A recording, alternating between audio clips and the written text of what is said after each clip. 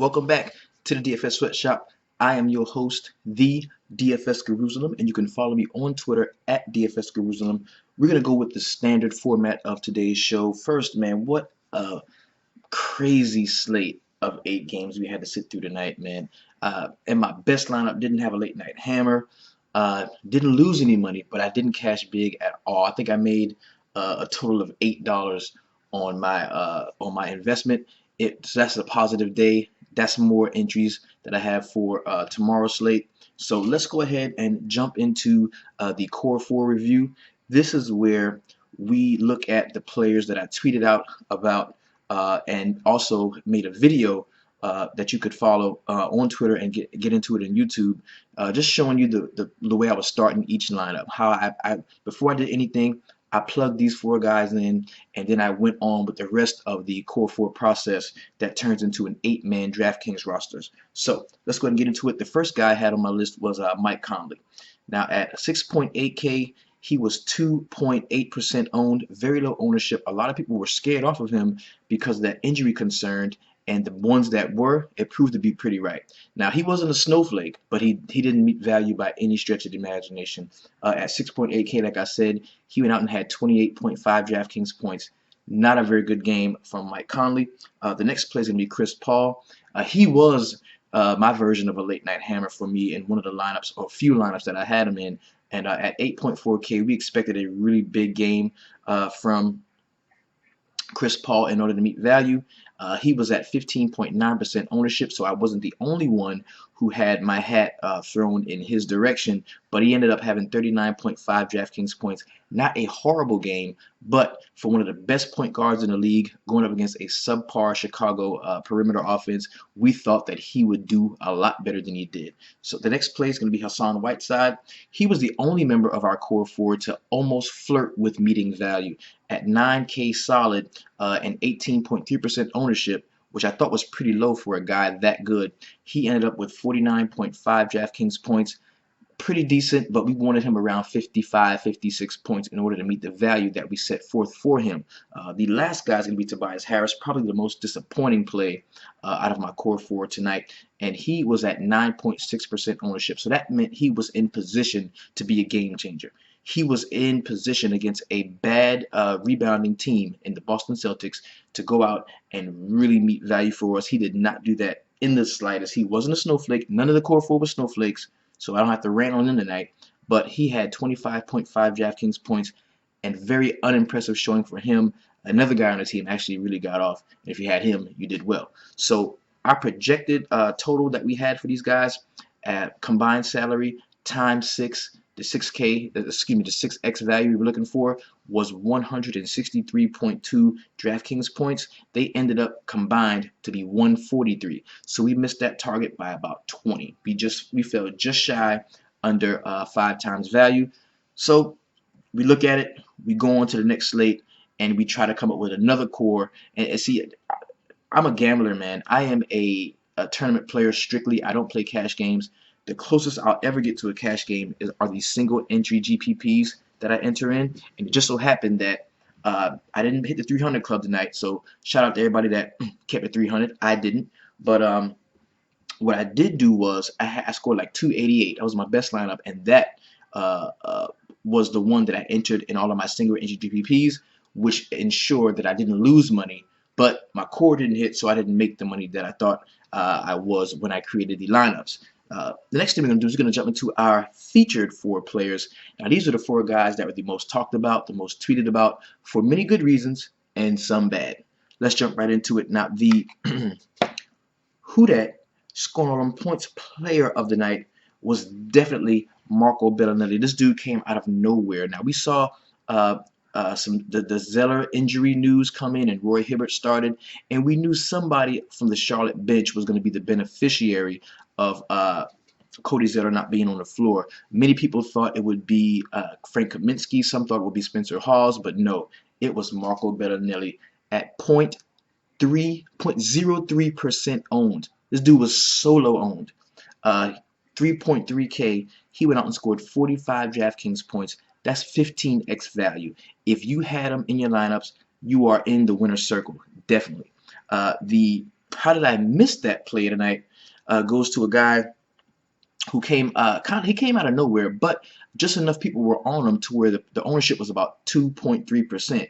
And this was Josh Gibson from the Dallas Mavericks. He at 3.3K, he went out and scored 41.5 DraftKings points. That is 14 times value. If you had him in your lineup, I would guarantee that you'll be in the winner's circle. The next guy is going to be the heat check player tonight. And this goes to none other than Anthony Davis, man. Had a really great game. One of the only big high dollar plays to actually exceed value. He had 10.8K was where he sat, and he was 26.6% owned. Many of us, a quarter of us, more than that, who played DFS tonight, we relied on Anthony Davis to bolster our lineups, and he went out and did the damn thing, man. 68.5 DraftKings points, 6x value on the dot. Very good game from Anthony Davis. Now we come to that one motherfucker. That one mother. All right, let me tell you something. All right, I got 3 jobs. I don't get tired. You know what I mean? I'm a waiter at night. I'm a full-time DFS player all day long, and I'm also a barber. And this goes out to you, you mop head, sorry sack of run Derrick Rose out of town ass snowflake motherfucker. Jimmy Butler, you the night snowflake. You a goddamn snowflake. So you run these guys out of town because you wanted to be a one-man show. You wanted to be the Jimmy Butler show. Well, here you are, sir, in prime time against the LA Clippers, against Chris Paul, against a team that is a really good defensive team, but you are Jimmy fucking Butler. You're good enough to run people out of town. Well, why you ain't good enough to meet value for us that's play DraftKings, motherfucker? Snowflake ass. With that bullshit on top of your head. The shit ain't even blended properly. Come see me at Top Notch Cuts and Styles. Your first cut will be $150. You old snowflake ass. Because that's how much you cost me tonight. Sorry, snowflake motherfucker. You gonna go out and charge us damn near. Did you see the salary on this dude? See the salary on this dude? 8.6K. You gonna charge me 8.6K for that bullshit? And you lost. Snowflake ass. You gonna run D Rose out of town and do this? You let me down, man. And use a motherfucking snowflake. You gonna wear that shit tonight. But we gotta have a short memory. It's like an Eli Manning interception, baby. Because we also know that Jimmy Butler can fill it up when he gets the chance. Tonight wasn't his night, so he's gonna go to bed a motherfucking snowflake. Thank you, Jimmy Butler, for fucking up my lineups.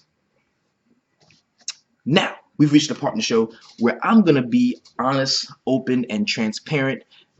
Very, very much unlike a lot of the other DFS talking heads. I'm gonna show you my very best lineup, and it wasn't a very great lineup. Let's get right into it. Now, this lineup actually started off strictly as a core 4. I had Mike Conley here, where Eric Bledsoe is, and we did talk about that on Twitter. When you're asking me, well, hey, I've got concerns about Mike Conley's injury status. Where can I go to get off of Mike Conley? And I told you, hey, Eric Bledsoe is going to be a good play too. He was actually somebody who I was looking for in the core 4 anyway, but I just thought that the ownership was going to be so low on Mike Conley due to that injury concern, but he was going to still see his full allotment of minutes. I thought Mike Conley would have been the better play. I was wrong, but I did get a few shares of Eric Bledsoe in a few lineups. He went out and had 40.25 DraftKings points. Very solid showing from him. Gerald Henderson was somebody that we talked about in our last video. I told you I liked him. I just like Gerald Henderson's game. I think he's a really nice jump shooter. If he gets into a groove, which he does every 3 or 4 games, he can definitely go out there and get you the value that you need.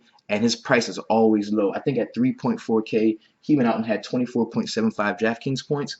Now, you see PJ Tucker here. He's one of the industry plays that I had. When we saw the Booker news break and everything went to shit in Phoenix, I knew there was a guy that was going to have a high ownership that I had to be on. PJ Tucker was almost 40% owned in the single entry GPPs and 34% owned in the multi-entry GPPs. So I did have him in there. He didn't have a horrible game, but I mean, on a slate like tonight, 8-game slate, you need these guys to score in the 20s, approaching 30 DraftKings points. He didn't do that. PJ Tucker finished with 19.25 DraftKings points. You see Tobias Harris here He was a part of the core four. I'm true to what I say. I play the guys that I said I'm going to play. I do that. That's just me. I'm honest, open, and transparent. This is a family. It's a DFS sweatshop. You're going to get the real deal from me.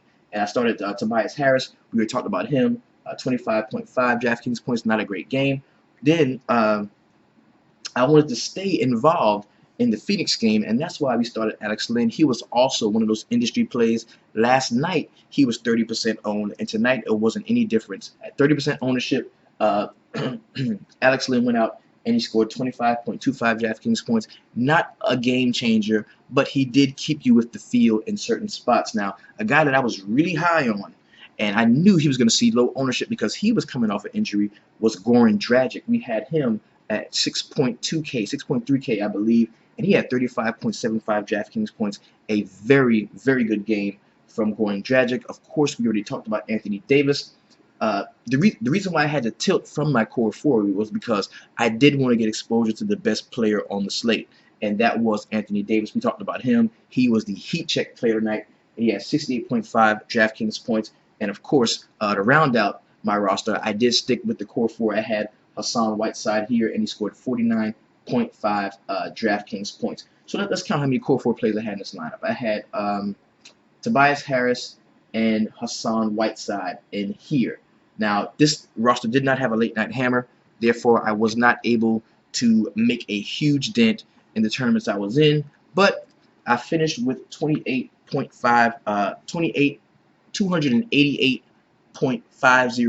DraftKings points from there, and it was a pretty decent showing. Didn't lose any money. That's just the way it goes. All right. Now, let us jump into the player pricing for tomorrow's game. And we don't have a lot on tap for tomorrow. I think we've got 6 games total, and you know, I'm a little upset or perturbed with DraftKings for not getting all those games on the slate. I think on DraftKings we got a 4-game slate. Some of us play FanDuel as well. I play FanDuel sometimes, which I will be playing tomorrow because they have 6 games. So we're going to do a complete breakdown of the entire list of NBA games tomorrow. Now, let us go ahead and look at the player pricing and see where guys are. Now, you know how I feel about these slates, about these small slates. I'm all about I'm all about stacking in these situations, man. Stacking is the way to go. And on a 4, 5, 6 game slate, you want to stack. That's what you want to do. You want to get a hold to the offense that you really like, and you want to have as much exposure to that offense as possible. So we're going to start here, where Russell Westbrook is going to be the highest salaried guy on the slate.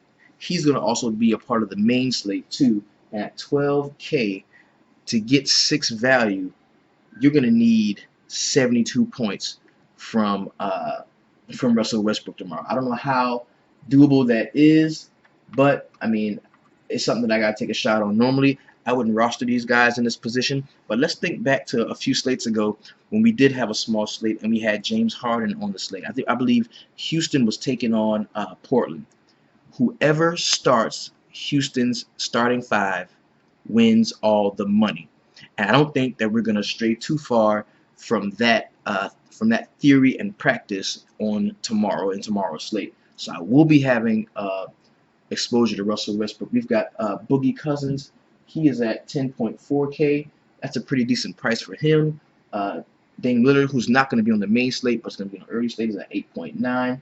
Jimmy Butler, again, with his old snowflake mop head ass, at 8.7K. DeMar DeRozan, he is not. Well, yes, that is the game that's on the in the main slate. Him and Boogie will be there. We've got Larry at 8.2. So you also see other stacks emerging when you think about the Toronto game. Toronto playing Sacramento. That's a very stackable offense in Toronto Raptors.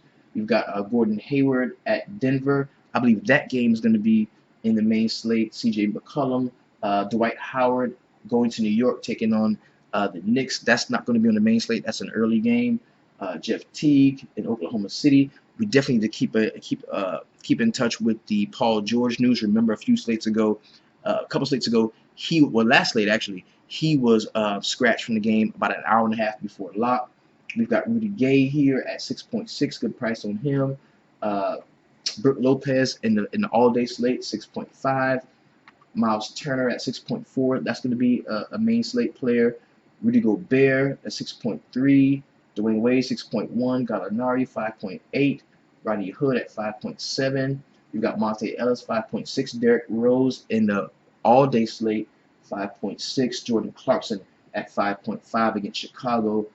Thad Young at 5.4. Rajon Rondo again in the back-to-back. Playing the Lakers. That's going to be one of the later games. I believe a 9 o'clock game, but it is on the DraftKings main slate. I'm going to be playing some FanDuel tomorrow. I don't know about you, but I need all the games because I don't just play NFL. I'm playing everything. Darren Collison at 5.1. That's a good price on him. Robin Lopez at 5K flat. I don't know how I feel about that. Trey Lyles at 4.8K. Somebody we're going to be able to look at.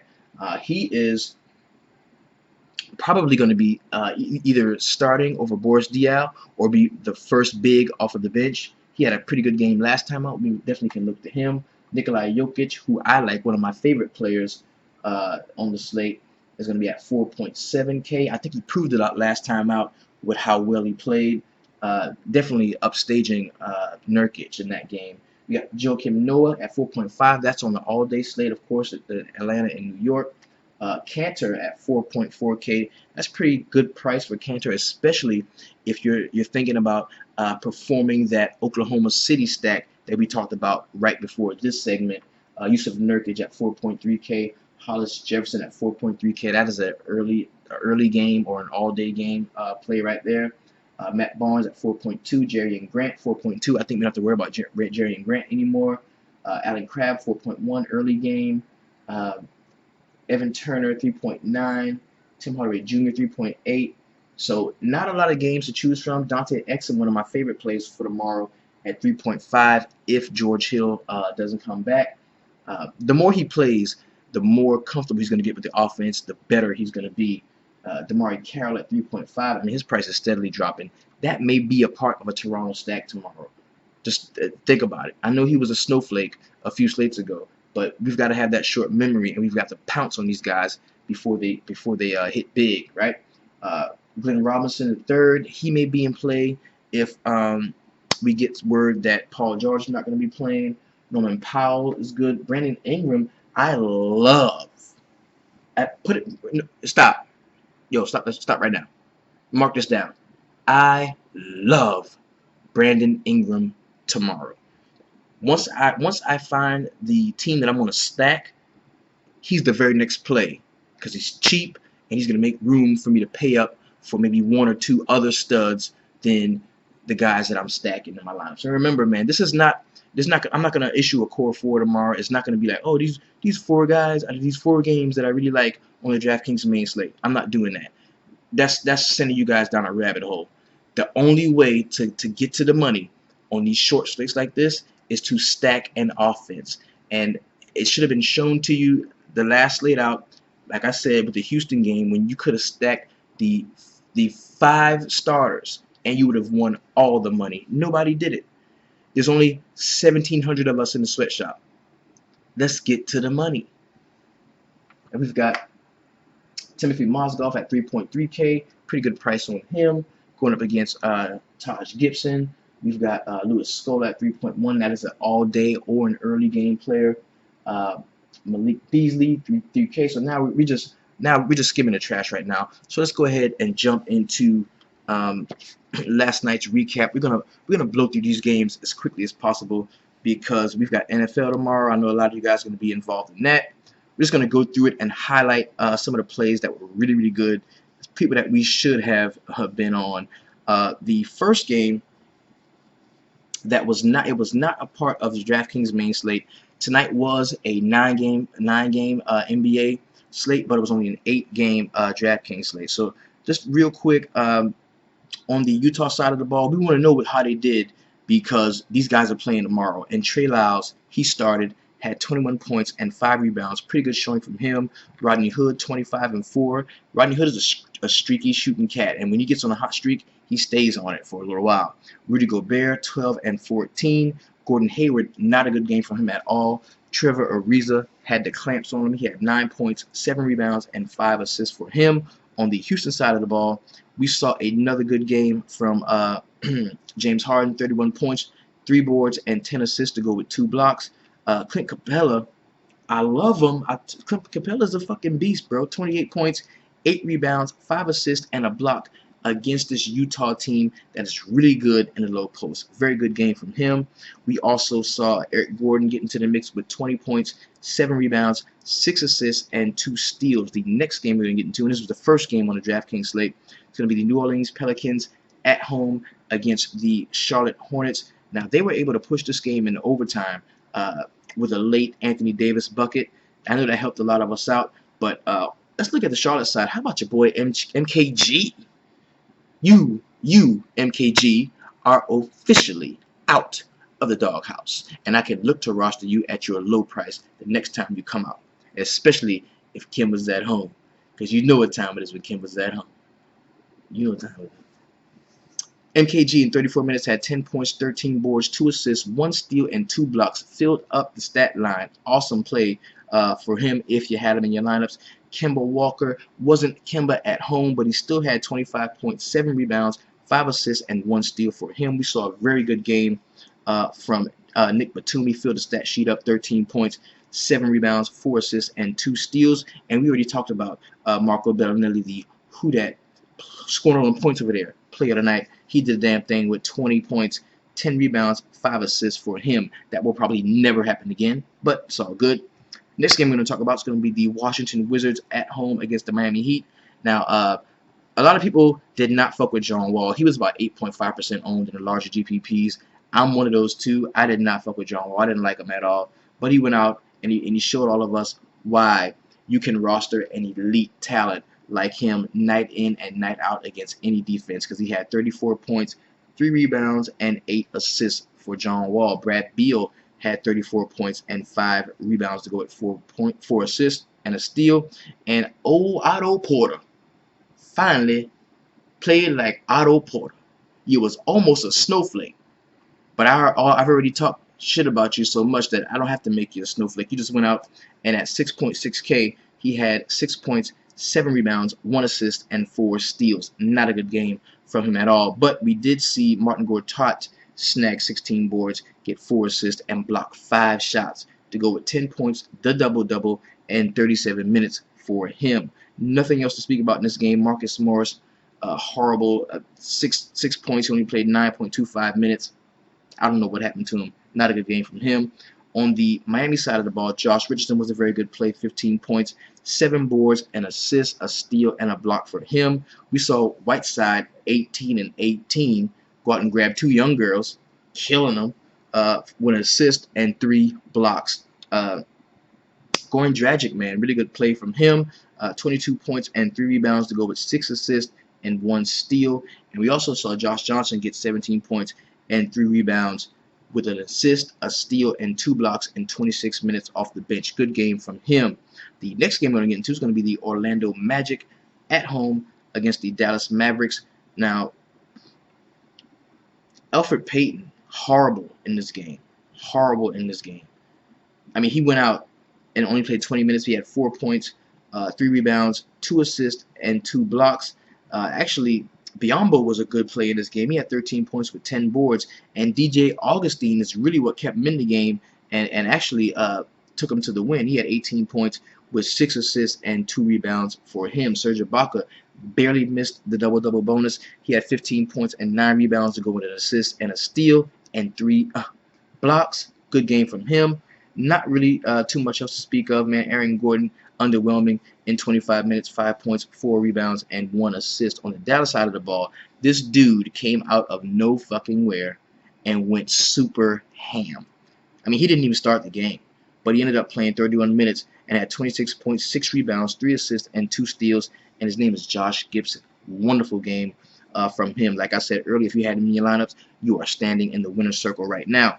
Harrison Barnes underwhelmed, was definitely in the running to be one of the snowflakes of the night. He had 11 points, 6 rebounds, 3 assists, and 2 steals from him. Seth Curry, kind of decent game. At 5.2K, you would expect a little bit more. He had 13 points, 1 rebound, 4 assists, and 2 steals. And he was last night's snowflake of the night player. The next game we're going to get into is going to be the Detroit Pistons at home against the Boston Celtics. What a game we saw from Al Horford. And see, sometimes we let the injuries kind of throw us for a loop, because it wasn't like it was a lower body injury. It wasn't like he blew out a knee or something. The dude had a fucking headache from a concussion that lingered for a minute. And he went out and he showed us why he should have been in our lineups. He had 18 points, 11 rebounds, 5 assists, 2 steals, and 3 blocks. Filled up the stat sheet in a major way. Great game from him. We saw Isaiah Thomas in 35 minutes, and he had 24 points with 8 assists, a block, and 4 rebounds for him. Avery Bradley kind of underwhelmed in his 35 minutes, 13 points, 4 rebounds, and 3 assists. And now we can stop with that Avery Bradley's going to grab 10 boards and be an instant double-double. It's over now. Horford is back. Crowder is back. It's over. And Jay Crowder in 26 minutes had 9 points and 4 rebounds to go with a steal and a block. We saw nothing off of the bench. On the Detroit side, Andre Drummond was a really good play. Grabbed 17 boards to go with 20 steals. Didn't block any shots. So that's kind of what hurt his ultimate value. But he did make value and have a good game. KCP, man, he was chucking them up. Had 27 minutes. 4 points, 5 rebounds, 4 assists, 1 steal, 1 block from him. Marcus Morris was actually the play to go to in this game. He had 24 points, 5 rebounds, and 2 assists for him. The next game we're going to get into is going to be the Philadelphia 76ers getting another win at home against the Phoenix Suns. There was a ton of injury news coming out for Phoenix, man. A lot of guys that we didn't think they were going to play, and they played. We thought they were going to be out, but they weren't. It was weird, man. So PJ Tucker started the game. He had 7 points and 7 rebounds to go with 2 assists. Devin Booker only played 17 minutes, and he had 10 points with 1 rebound and 2 steals. And if you know you can't play, you know you're not good to go, sit the fuck down, let somebody else play, because he really ruined the night for Brandon Knight. Brandon Knight should have had those minutes. He only played 20 minutes, but he had 12 points, 2 rebounds, 2 assists, 1 steal in his 20 minutes. We saw the Allen Williams cat, man. He went ham in just 23 minutes. He had 12 points, 11 boards, 2 steals, and 4 blocks. Really good game from him. Like we talked about Alex Len earlier, not an awesome game from Alex Len, but he did make value and did what he was supposed to do. On the Philadelphia side, Joel Embiid, man, he didn't disappoint. 26 points, 7 rebounds, 2 assists, and 2 blocks. When you roster him at that 6K and above salary, you're expecting a double-double, but the couple blocks and a couple of assists with the rebounds he had was a pretty good showing from him. Sergio Rodriguez, he flirted with a triple-double, had 8 points, 8 rebounds, 11 assists, and 2 steals for him. We saw Nick Stauskas, old Sauce, jump off of the bench and have 21 points with 2 rebounds and 1 block in 26 minutes. Dario Saric got into the action, had 10 points, 7 rebounds, and 5 assists with the block. This game was a blowout. They blew the doors off of them. So a lot of the guys who would normally get run, they did get some run here in this game, except Richaun Holmes. He only played 7 minutes, had 3 points, 1 rebound, and 1 assist. And whenever Okafor and Embiid are good to go, we're not going to see the minutes that we would normally see from Richaun Holmes. Even though these guys are both on 24-minute restrictions, Richaun Holmes just did not see the floor very much. The next game we're going to get into is going to be the Memphis Grizzlies at home against the Minnesota Timberwolves. Now, the Timberwolves are one of the fastest-paced teams in the league. They score a lot of points, but not tonight. We finally saw Andrew Wiggins return to earth off of that hot streaking crazy run that he was on. He did play 32 minutes and had 7 points with 4 rebounds, 1 assist, and a block. Gorgie Jang fell 1 point shy of the double-double bonus. He had 9 points with 11 rebounds.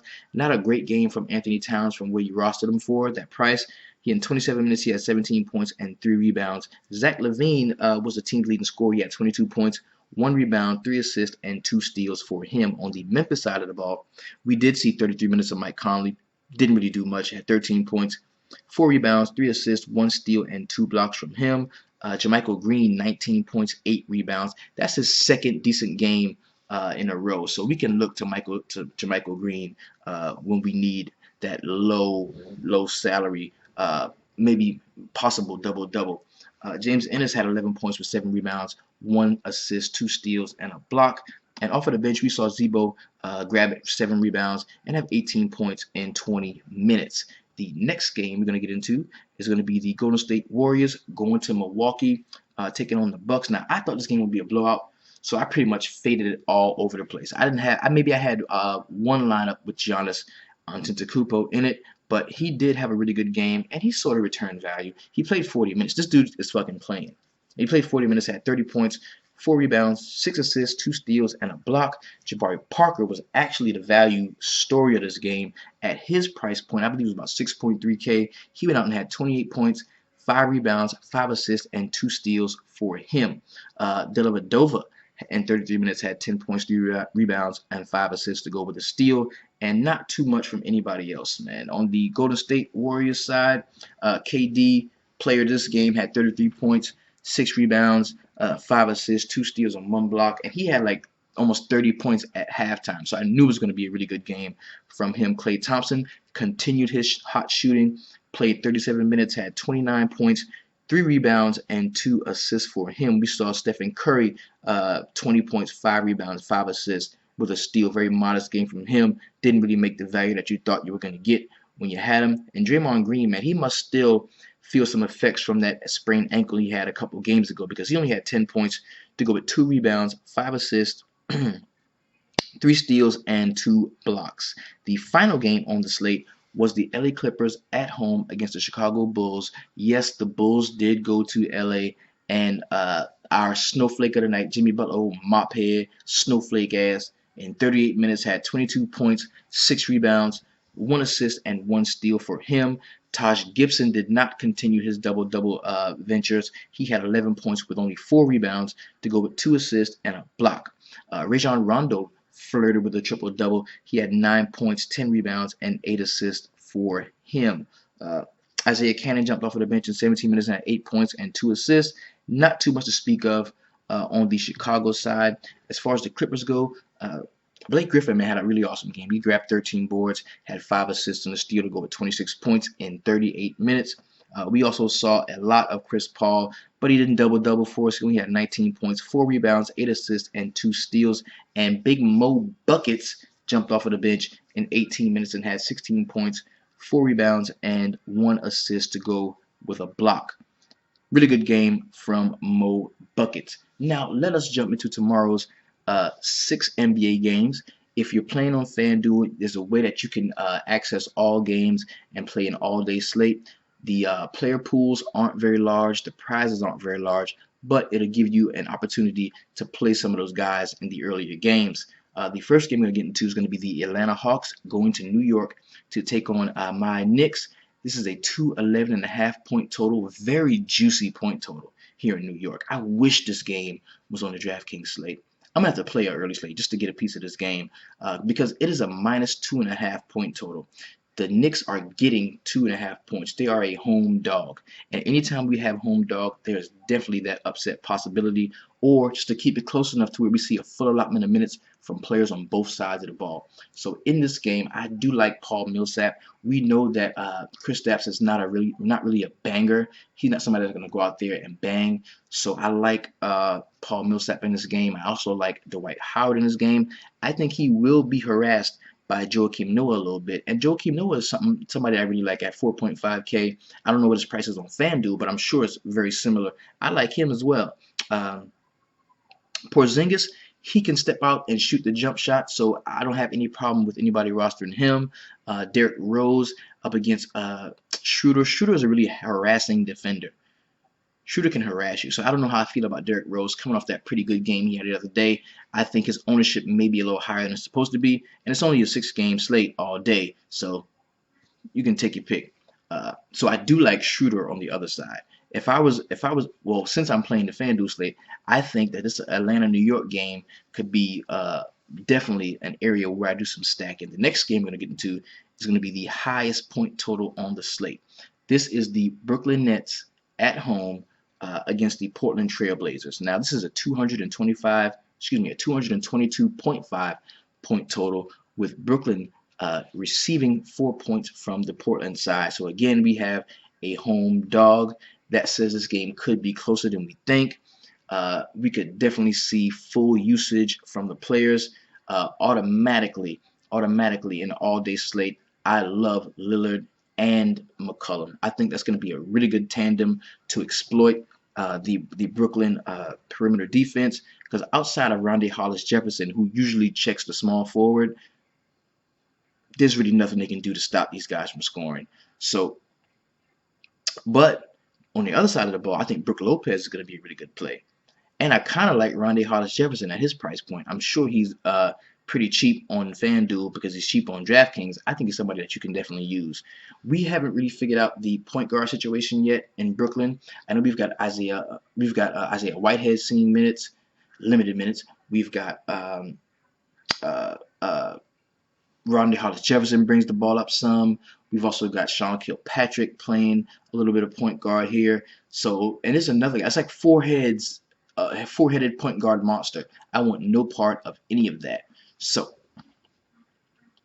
as far as cheaper like value plays, I think Justin Hamilton can definitely be a cheaper value play that we use at center, especially if the game gets out of hand and we see a lot of scrub love. But on the Portland side, I like Lillard and McCollum. Not too much else to speak of. You can take your chances on Miles Plumlee, but I don't really like him very much. The next game we're going to get into, this is a part of the main slate on DraftKings. It is the Indiana Pacers going to Oklahoma City. And let me tell you something right now.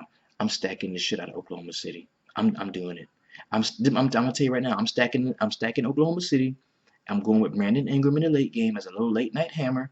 If something happens and D'Angelo Russell can't play, or if Chicago blows their asses out and we see a lot of scrub love, I love Brandon Ingram, but we're gonna get to that later. I love Oklahoma City, and I'm gonna give you the Oklahoma City stack, one that you may be able to go to. You can go Westbrook, Depot, Adams, and Cantor.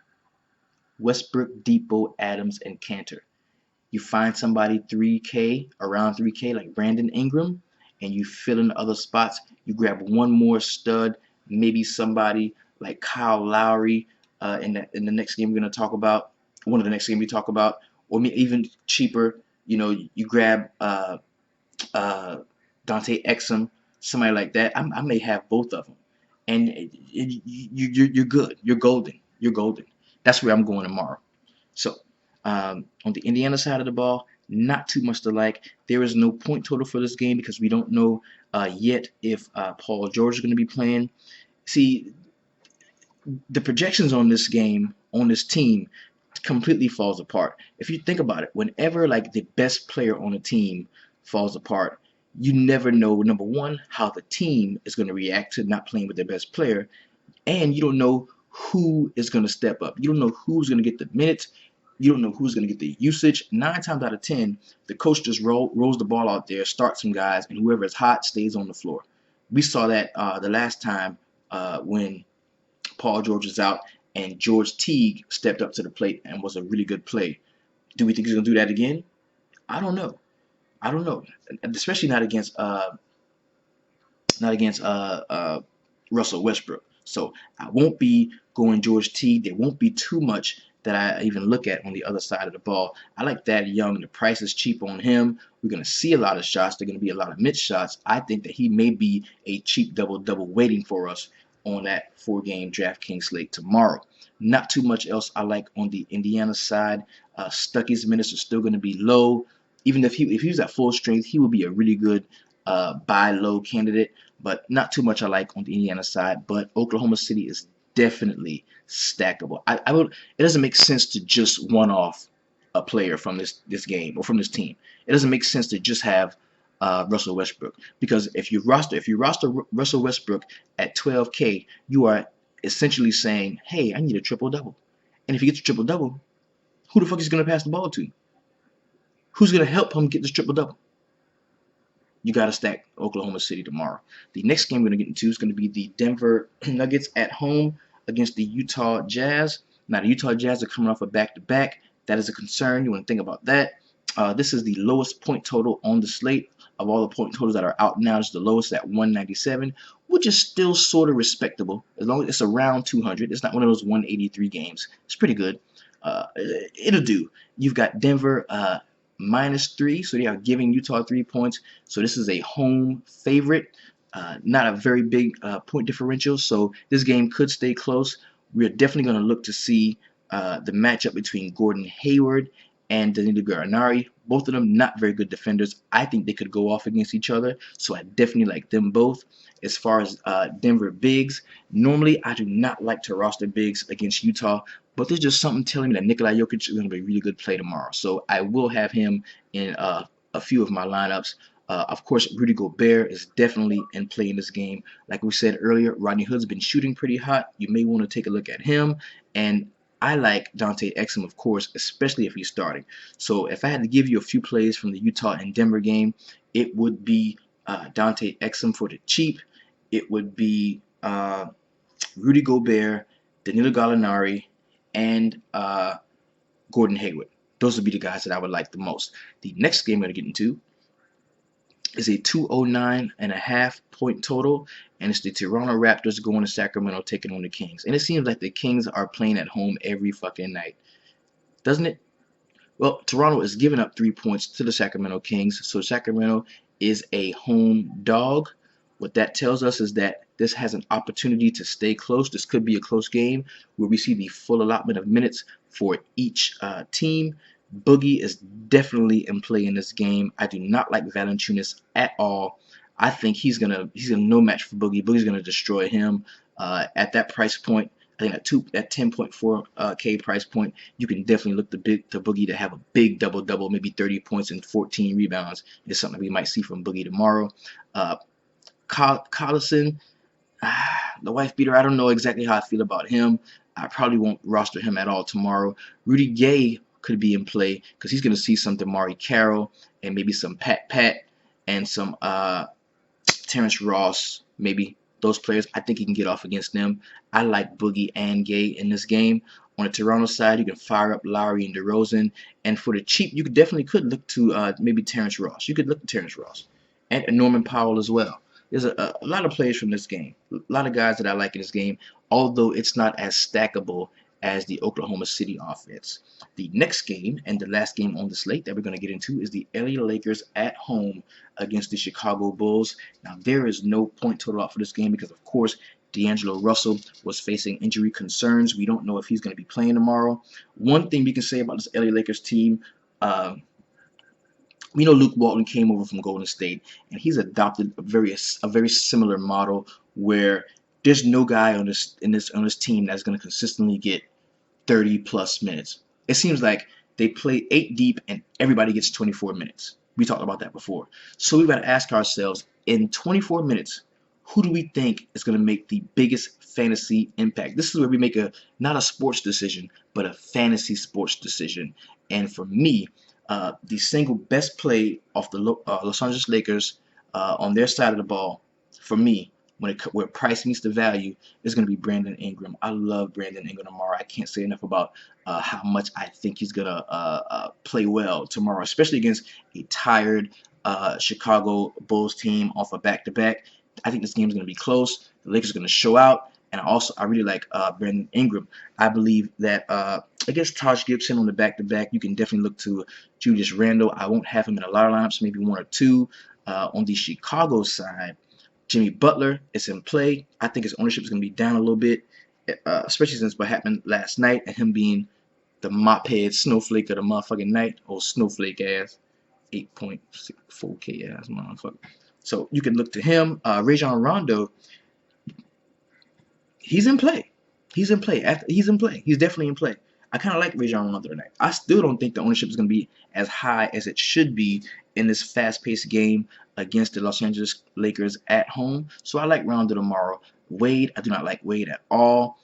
Taj Gibson is somebody that I kind of don't like. I think that Julius Randle is going to give him some fits on the low block.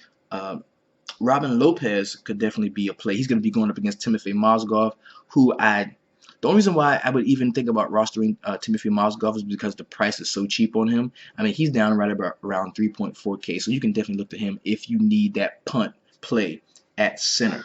Well, we've just wrapped up tomorrow's 6 games. That's going to be a 4-game main slate on DraftKings. On FanDuel, it's going to be a full all-day slate. But like I said, the prices are lower.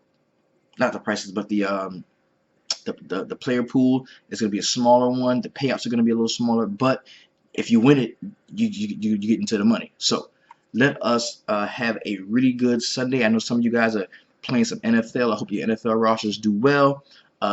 In the bottom of this video, let me know some NFL players you're going to be rostering for FanDuel and or DraftKings. I want to make a few lineups and I'm going to see what you guys think. Very exciting time in the DFS Sweatshop. We've got some things behind the scenes going on that if you are already with us, you are going to be so happy that you came in when you did, because the 300 club, the club we in, it's like we let come on in y'all, come on in, but at some point we're going to have to stop and we're going to say, look, you can't get in here unless you XYZ. So you guys that are already in here, thank you for being here. Much love to you. Everybody that had a decent night out tonight, keep it going. If you didn't have a great night, let's bounce back. Remember, we stick to 2 things in the DFS Sweatshop. Number 1, our bankroll management. We play 10% of our complete bankroll on any slate that we are comfortable with. If we are uncomfortable with the slate, or if it's a small slate, we drop it down to 5% of our complete bankroll. We play safe cash games and or single entry GPPs. We take swings at the larger GPPs at a smaller rate. And number 2, we never ever let anything take us off of our core plays. We stick with them night in and night out, because that's what's going to pay off in the season-long DFS, as a season-long DFS player. This has been your DFS Jerusalem. Thank you for tuning in, and remember, always keep it 300.